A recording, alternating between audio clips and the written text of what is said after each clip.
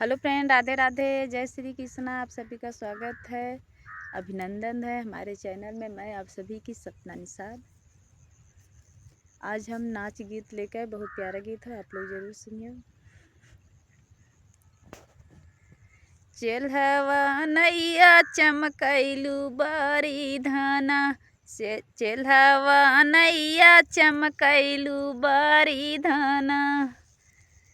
हे बारी धाना हो बारी धाना, चेल्हवा नैया चमकैलू बारी धाना, चेल्हवा नैया चमकैलू बारी धाना। सास ननद कहाँ, सास कहाँ बहुहर बरतन माजा, सास कहाँ बहुहर बरतन माजा। अरे पिया कहाँ नहीं नहीं धना, करीख लगी जाई है बारी धना, करीख लगी जाई है बारी धना। चेल्हवा नैया चमकैलू बारी धना, चेल्हवा नैया चमकैलू बारी धना। सास कहाँ बहू चूल्ही पोता, सास कहाँ बहू चूल्ही पोता। अरे सैया कहाँ नाना हो धना,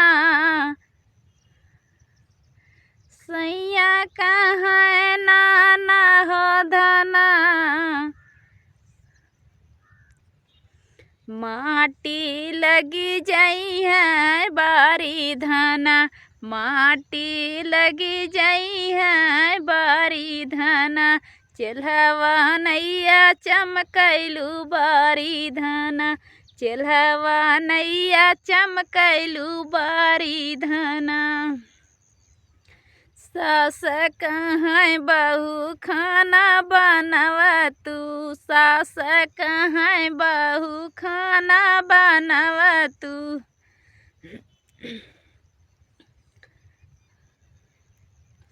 अरे सैया कहाँ नाना हो धना, अंगूरी जरी जाई है बारी धना, अंगूरी जरी जाई है बारी धना। चेल्हवा नैया चमकैलू बारी धना, चेल्हवा नैया चमकैलू बारी धना।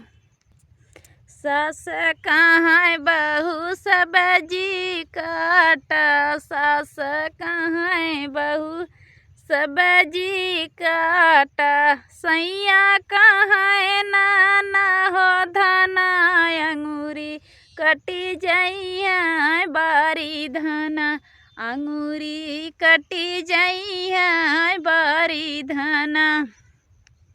चेल्हवा नैया चमकैलू बारी धना, चेल्हवा नैया चमकैलू बारी धना। सास कहाँ बहू पानी भरलावा, सास कहाँ बहू पानी भरा।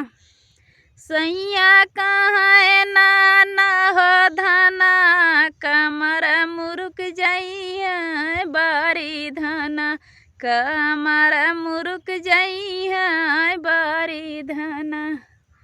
चेल्हवा नैया चमकैलू बारी धना, चेल्हवा नैया चमकैलू बारी धना।